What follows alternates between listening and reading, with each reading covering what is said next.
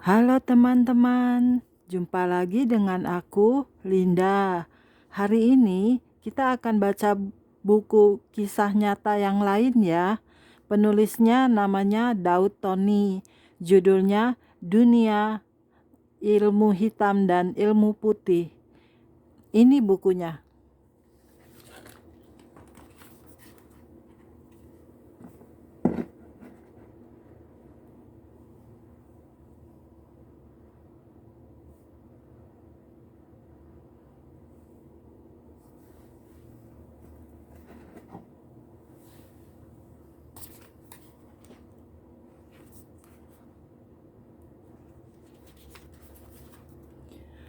Oke, mari kita mulai.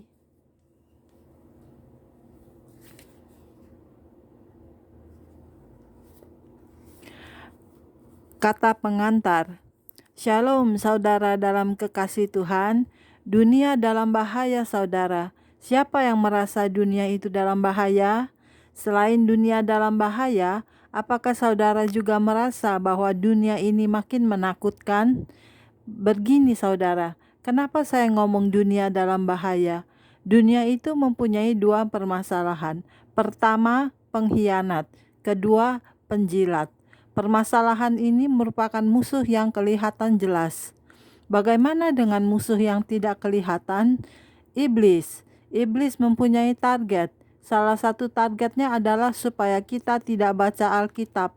Padahal itu adalah benteng kita, tiang kita. Apakah kita kuat dalam dunia yang berbahaya ini? Jadi artinya Alkitab adalah prioritas kita, kehidupan kita. Kalau kita tidak baca Alkitab, iblis mulai menang, saudara. Nah, bagaimana dengan dunia yang menakutkan? Saudara, yang menakutkan hari-hari ini bukan teror bom, bukan harga minyak yang naik, tapi yang menakutkan adalah kita tidak hidup kudus, tidak hidup dalam terang. Masih ada orang Kristen tapi Kristennya Kristen tomat. Hari ini tobat, besok kumat. Hari Minggu ke gereja, hari Senin ke paranormal. Saudara, kita ke gereja bukan sekedar ingin diberkati, tetapi supaya anak cucu kita berkuasa di atas bumi ini. Sehingga kekudusan adalah kunci agar kita memilih hidup diberkati yang penuh mujizat kuasa dari Allah. Kenapa saya ngomong begini? Karena saya terbeban. Tuhan yang telah menyelamatkan saya dari neraka memanggil saya sebagai penginjil untuk membongkar tipu daya iblis. Saya begitu bersemangat keliling Indonesia dan mancanegara untuk memberitakan kebenaran karena kebenaran akan memerdekakan saudara. Tuhan mengasihi kita semua. Dengan beban inilah saya menulis buku Dunia Ilmu Hitam dan Ilmu Putih supaya saudara mengerti dan mata rohani terbuka. Jangan pernah bermain-main dengan kuasa gelap. Setan tidak pernah memberi manusia gratis. Setan adalah pencuri, pembunuh, dan pembinasa, bukan pemberi berkat, pemberi kesembuhan, dan damai sukacita. Khususnya orang yang belum mempelajari ilmu putih, paling sulit bertobat, seperti saya dulu. Kenapa sulit bertobat? Karena saya menganggap diri saya orang baik. Tidak pernah berkata kotor, tidak pernah berbuat curang, suka menolong orang dalam kesulitan, dan suka menyembuhkan orang. Jadi saya merasa tidak ada yang perlu ditobatkan.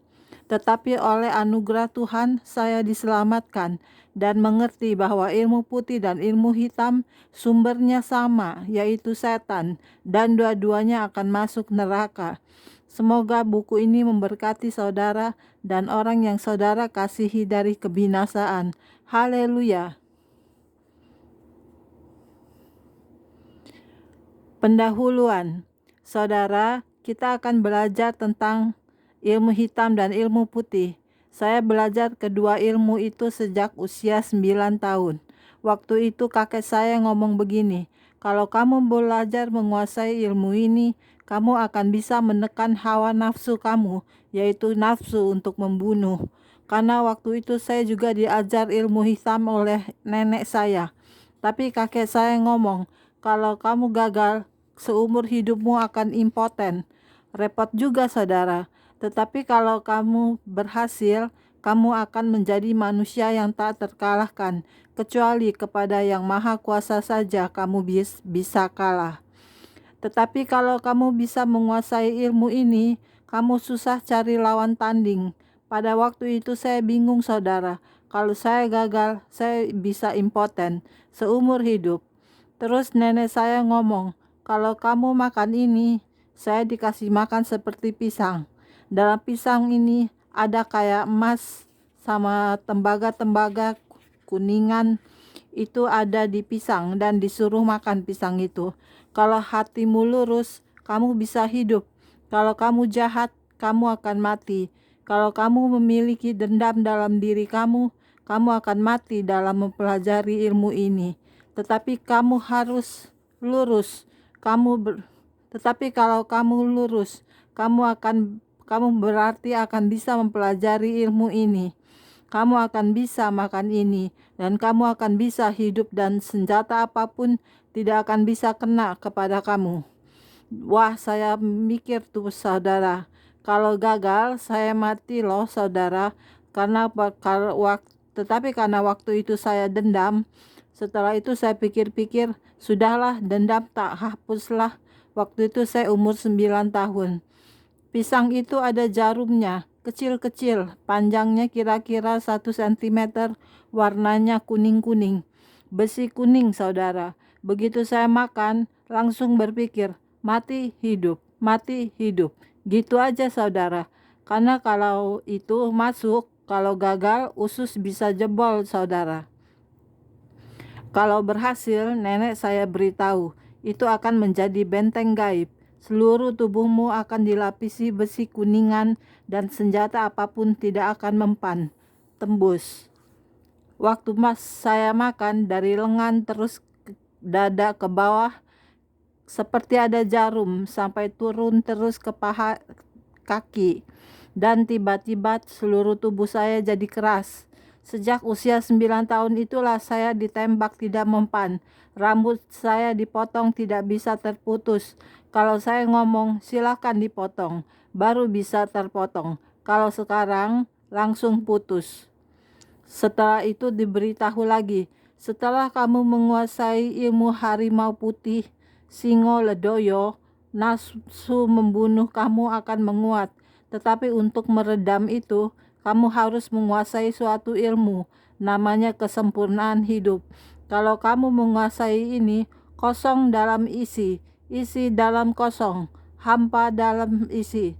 Kalau kau bisa menguasai ini, maka kamu bisa menjadi manusia yang tidak ada nafsunya. Kalau berhasil, kamu tetap jadi manusia normal. Tetapi kalau gagal, kamu akan impoten. Waktu itu umur saya 10 tahun. Sejak saat itulah saya disuruh bertapa terus. Akhirnya saya menguasai ilmu kesempurnaan hidup. Waktu itulah saya berpikir, gagal atau berhasil ya? Tiba-tiba pada waktu tahap terakhir, tiba-tiba dari sisi saya keluar cahaya. Di pusar keluar cahaya. Berhasil, saudara. Terus kakek saya ngomong, kalau kamu kok berhasil, saya aja tidak berhasil. Karena kakek saya gagal belajar ilmu itu dan gagal. Maka kakek jadi impoten sampai nenekku selingkuh. Kakek ngomong, kamu berhasil mempelajari ilmu tertinggi. Sejak itulah saya menguasai ilmu kesempurnaan hidup. Dan kalahnya ilmu itu adalah tahun 1992. Waktu itu saya melontarkan ilmu terakhir, kesempurnaan urip. Saya pukul ke tubuhnya pendeta Gilbert. Cahaya terang kuasa Tuhan melindungi pendeta Gilbert dan pendeta-pendeta lainnya. Pada waktu itu saya terpental 10-12 meter dari ujung rambut sisi sampai ujung jari kaki, retak, saudara. Kretek-kretek. Besi tembaga keluar. Setelah itulah saya jadi manusia biasa kembali, bertobat, hidup saya damai sejahtera. Haleluya. Oke, sampai di sini dulu videonya teman-teman. Kita lanjut lagi di video berikutnya ya. Terima kasih. Tuhan Yesus berkati kita semua. Haleluya. Amin.